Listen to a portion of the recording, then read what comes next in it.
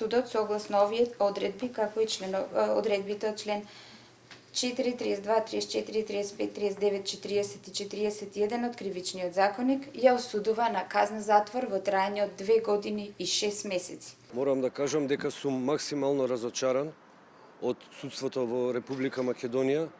2 години и 6 месеци за обвинетата која што има направено прекршоци, а тоа се брзо возење, незастанување на пешачки премин.